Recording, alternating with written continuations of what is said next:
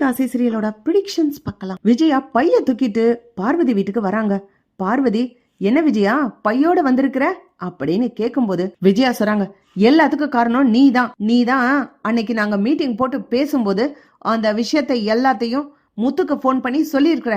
அதனால்தான் ஸ்கூலுக்கு முத்துவே திடீர்னு வந்திருக்கான். அந்த பையனை சிந்தாமணியோட ஆளுங்க கூட்டிக்கிட்டு போகும்போது கண்டுபிடிச்சு அந்த பையனையும் காப்பாத்திட்டு என்னையும் போலீஸ்ல புடிச்சு கொடுக்கணும்னு வீட்டுல வந்து சத்தம் போடுறான்.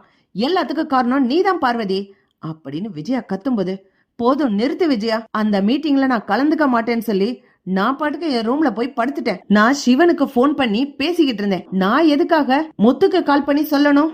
நீ என்ன செஞ்சேனே எனக்கு தெரியாது அப்படின்னு பார்வதி கோவத்தோட கேக்குறாங்க. விஷயத்தை கேள்விப்பட்டு சிந்தாமணி வேகமா ஓடி வர்றாங்க. மாஸ்டர் மாஸ்டர், என்ன மாஸ்டர் இங்கதான் இருக்கீங்களா?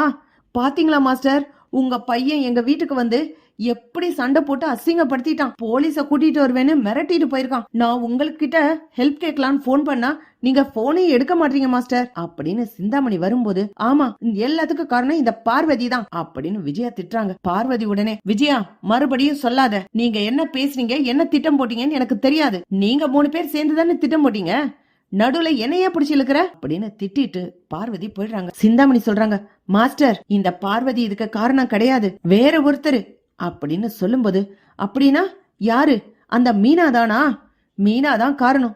வீட்லயும் நான் இதத்தான் சத்தம் போட்டு சொல்லிக்கிட்டு வந்தேன். வீட்ல அந்த பையன் தான் இருக்கணும், என்னைய போலீஸ்ல புடிச்சு கொடுக்கணும்னு என் புருஷனே சொல்லிட்டாரு. அவர் பேசும்போது என்னால அதை தாங்கிக்க முடியல. அதோட இருக்கிற எல்லாரும் என்ன இது ஓ வீடா, ஓ வீடுனா மத்த யாருமே இருக்க கூடாதா அப்படின்னு அந்த நண்டு சிண்டெல்லாம் பேச ஆரம்பிக்குது. இந்த மீனா எல்லாத்துக்கு காரணம் அவதான் இந்த பையனை கூட்டிக்கிட்டு வந்தா. அவளே இருக்கட்டும்னு ஆத்திரத்துல கத்திட்டு வந்துட்டேன். மீனா செஞ்சத என்னால பொறுத்துக்கவே முடியல. மீனாவோட தேவைக்காக எங்கேயோ தெருவுல கிடக்குற ஒரு பையனை கூட்டிட்டு வந்து என் வீட்டுல வச்சிருக்கா. அதனால தானே இவ்வளவு பிரச்சனை.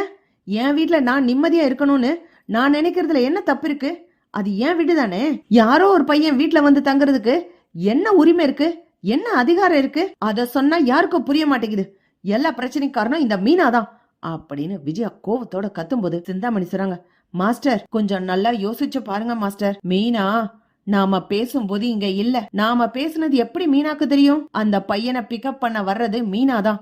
ஆனா அன்னைக்குன்னு பார்த்து மீனா வராம முத்து வந்திருக்கான். அப்படின்னா நாம திட்டம் போட்டது யாருக்கோ தெரிஞ்சிருக்கு. திட்டம் போட்டது நீங்க, நானு, உங்க மருமக ரோஹிணி. நான் தான் ஆள் கடத்தல் வேலை செஞ்சேன். உங்க பையன் முத்து என்னதான் வந்து திட்டினாரு. வீட்ல உங்களை எல்லாரும் வீட்ல திட்டுறாங்க. ஆனா திட்டு வாங்காத ஒரே ஆளு உங்க மருமக ரோஹிணி மட்டும்தான். அப்பன்னா ரோஹிணி ஏன் மீனாக்கு போன் பண்ணி சொல்லி கொடுத்துருக்க கூடாது கிறிஷ கடத்த போறாங்க அப்படின்னு? விஷயம் தெரிஞ்சதுனால்தான் மீனா தந்திரமா முத்துவ ஸ்கூலுக்கு அனுப்பியிருக்கா. அதனாலதான் மாஸ்டர் நம்ம மாட்டிக்கிட்டோம் அப்படின்னு சிந்தாமணி சொன்ன உடனே விஜயாவுக்கு ஆத்திரமா வருது. அப்படியே எந்திரிக்கிறாங்க. ஆமா சிந்தாமணி, வீட்ல கூட விடுங்க ஆண்டி, எதுக்கு இப்படி எல்லாம் பேசுறீங்க? சின்ன பையன், மீனாவை போட்டு திட்டாதீங்க. மீனா இந்த சின்ன பையனுக்காக தானே செஞ்சா அப்படின்னு தான் சொன்னான். என்னமோ நான் மீனாவை தேவையில்லாம திட்டுற மாதிரி பேசினா. கரெக்ட் தான் சிந்தாமணி, கூட இருந்தவ அவதான். அவ மேல எனக்கு ஏற்கனவே கோபம் சந்தேகம் எல்லாம் இருக்கு. ஆனா என் பையனுக்கு ஒரு நல்ல பிசினஸ் புடிச்சு கொடுத்துருக்காளேன்னு இப்பதான் அவளை மன்னிச்சு ஏத்துக்கலாம்னு நினைச்சேன். மறுபடியும் அவ வேலையை காமிக்க ஆரம்பிச்சிட்டாளா? என் கோவம் கவனம் ஃபுல்லா மீனா மேல இருந்ததுனால நான் ரோஹிணிய பத்தி யோசிக்கவே இல்ல. மாஸ்டர் ஒரு விஷயத்த கவனிச்சிங்களா? மீனா அந்த பையனுக்காக சப்போர்ட் பண்றான்னா அந்த மீனாவுக்காக எதுக்கு உங்க மருமக ரோஹிணி சப்போர்ட் பண்ணணும்? இத மட்டும் கொஞ்சம் நல்லா யோசிச்சு பாருங்க. ஆமா, இந்த பையனுக்கும் மீனாக்கும் என்ன உறவு? சும்மா ஏதோ காப்பாத்தினேன் கிணத்துல விழுந்ததுனால அதெல்லாம் காரணமா இருக்காது மாஸ்டர். வேற என்னமோ அடிப்படை காரணம் இருக்கு. அத நல்லா யோசிச்சு பாருங்க அப்படின்னு சொல்லி சிந்தாமணி சொல்றாங்க. ஆமா, இந்த மீனாவும் முத்துவும் அவங்க பாட்டியோட ஊருக்கெல்லாம் போயிருக்காங்க. என் மாமியாரோட ஊருக்கு பக்கத்து ஊர் தானா அது. அதான் மாஸ்டர் நானும் சொல்ல வர்றேன். அந்த கிறிஷ் போட்டோ கொடுக்கும்போது அவங்க பாட்டி போட்டோவையும் சேர்த்து கொடுத்தீங்கல்ல, அதுல இருந்து அவங்க பாட்டி எந்த ஊரு என்னன்னு தேடி என் ஆளுகளை விட்டு தேட வச்சுட்டேன்.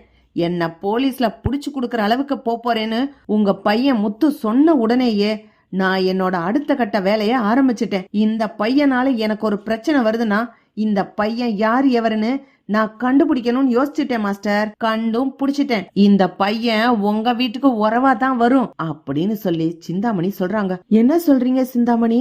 இந்த பையன் எங்க வீட்டுக்கு எப்படி உறவு?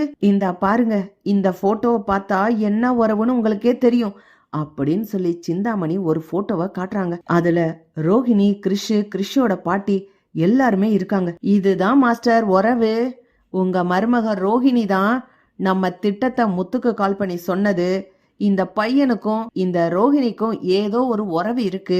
இந்த எல்லா விஷயமும் நானா கண்டுபிடிச்சது மாஸ்டர். இதெல்லாம் மீனாவுக்கு தெரியுமான்னு கொஞ்சம் லைட்டா தெரிஞ்சுக்கோங்க மாஸ்டர் அப்படின்னு சிந்தாமணி சொல்லிட்டு போயிடுறாங்க. விஜயாவுக்கு ஆத்திரம் தாங்க முடியல. விஜயா எல்லா விஷயத்தையும் யோசிச்சு பாக்குறாங்க. ஊர்ல இருந்து வந்ததுல இருந்து மீனா ஏதோ புத்தி பேதலிச்ச மாதிரி இருந்தா. அவங்க அம்மா வீட்டுக்கு கோச்சுக்கிட்டு போனா, அதுக்கப்புறம் திரும்ப வந்தா. இப்போ நான் கோச்சுக்கிட்டு வீட்டை விட்டு வெளியில போற மாதிரி இருக்கு. இதுல ஏதோ ஒரு விஷயம் இருக்குதே அப்படின்னு யோசிக்கிற விஜயா நேரா போய் ரோஹிணி தலைமுடிய புடிச்சே கேக்குறாங்க. ஏய், யாரு அந்த பையன் அப்படின்னு. ஆண்டி, எனக்கு ஒண்ணும் தெரியாது ஆண்டி. யார கேக்குறீங்க? மீனா கூட்டிட்டு வந்த பையன். மீனாவுக்கு தானே கிறிஷ தெரியும், கிறிஷோட பாட்டியே தெரியும். என்னைய ஆண்டி கேக்குறீங்க அப்படின்னு ரோஹிணி ரொம்ப பவ்யமா பேசும்போது விஜயா நேரா அந்த போட்டோவை தூக்கி நடு ஹால்ல போடுறாங்க. அப்படின்னா இதுக்கு என்ன பதில் சொல்லு? நீங்க 3 பேரும் சேர்ந்து போட்டோ எடுத்திருக்கீங்க. நீ அதுக்கும் பதில் ரெடியா வச்சிருப்ப. இங்க வந்தப்ப போட்டோ எடுத்தோம், அந்த பையன் சும்மா ஆசைப்பட்டான் போட்டோ எடுத்தோம் அப்படின்னு ஏதேதோ பதிலா சொல்லுவ. இதுக்கு பின்னாடியும் ஒரு போட்டோ இருக்கு, அதையும் பாரு. உங்க அப்பா போட்டோன்னு சொல்லி எங்க எல்லார்கிட்டையும் காமிச்சில, அந்த உங்க அப்பாவோட போட்டோ உங்க போட்டோக்கு பின்னாடி இருக்கு பாரு. இது எப்படி அப்படின்னு விஜயா கேக்குறாங்க. ரோகிணியால பதில் சொல்லவே முடியல. மீனாவா அப்படியே உத்து பாக்குறாங்க. மீனா அசையாம அப்படியே நிக்கிறாங்க. இனிமே உன்னை என்னால காப்பாத்த முடியாது. நீ இந்த தடவையாச்சும் உண்மைய சொல்லி என்னைய காப்பாத்து. இந்த பிரச்சனையில இருந்து ஒரு விடிவு கிடைச்சா போதும் அப்படின்னு மீனா கண் ஜாடையிலே சொல்லிக்கிட்டு இருக்காங்க. இத பாக்குற ஸ்ருதி சொல்றாங்க, அடடா ஆமா, இவங்க 3 பேரும் ஒன்னா இருக்கிறாங்க. கரெக்ட் தான். ஆன்டி கேக்குற கேள்வி எல்லாமே கரெக்டா தான் இருக்கு.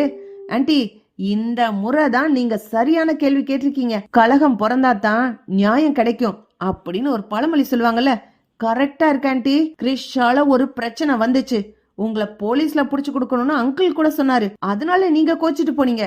இப்ப பாருங்க, பதில் கிடைச்சிருச்சு. இப்ப ரோஹிணி வசமா மாட்டிக்கிட்டாங்க. ரோஹிணி, பதில் சொல்லுங்க. சொல்லுங்க ரோஹிணி அப்படின்னு ஸ்ருதி கேட்டோன்ன, என்ன ஸ்ருதி, எனக்கு ஆன்டி சொன்னதே எனக்கு ஒண்ணுமே புரியல. இதுல நீங்க வேற ஏதேதோ தூண்டி குடுக்குறீங்க. நானா இந்த பையனை வீட்டுக்கு கூட்டிட்டு வந்தேன்? மீனாவை தானே கூட்டு வந்தாங்க. அப்ப இந்த கேள்வி எல்லாம் மீனாவை தானே கேட்கணும்.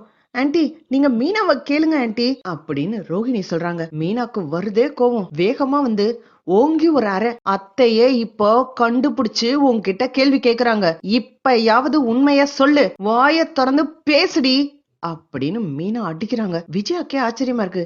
என்ன மீனா ரோஹிணி அடிக்கிறா? சொல்லடி சொல்லு அப்படின்னு மாத்தி மாத்தி மீனா ரோஹிணி கன்னத்துல அரைறாங்க. கிறிஷ் வேகமா ஓடி வந்து, மீனா ஆண்டி, எங்க அம்மாவை அடிக்காதீங்க, எங்க அம்மாவை அடிக்காதீங்க அப்படின்னு கதறான். போதுமா அத்தை, போதுமா?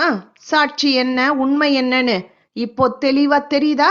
இதுக்காகத்தான் நான் அடிச்சேன். இதுதான் இவளோட நெஜ உண்மை. இப்போ எல்லாரும் தெரிஞ்சுக்கோங்க அப்படின்னு மீனா சொல்லிட்டு போய் நிம்மதியா உட்கார்றாங்க.